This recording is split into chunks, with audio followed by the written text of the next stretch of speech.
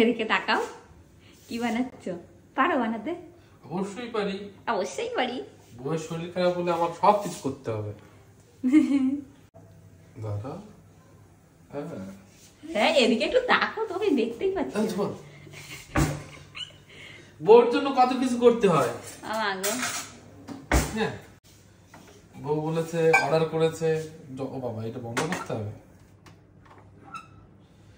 বউ বলেছে জল গরম করতে হবে, জল গরম করছি। অত দিও না। আমিও জল গরম খাচ্ছি।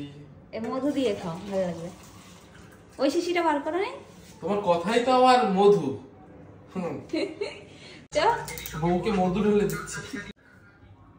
আর দিও না। না না, চামচটা দিয়ে ঘাটো। আমি এই মধুতে, জলে মধু দিয়ে খেলে কি হয় আমি জানি না।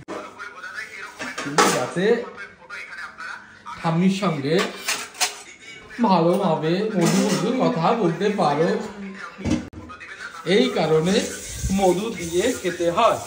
ঠিক তো ঠাম্মি? তাই তো ঠাম্মি? তোরা একটু মধু মধু কথা বলিস। ওকে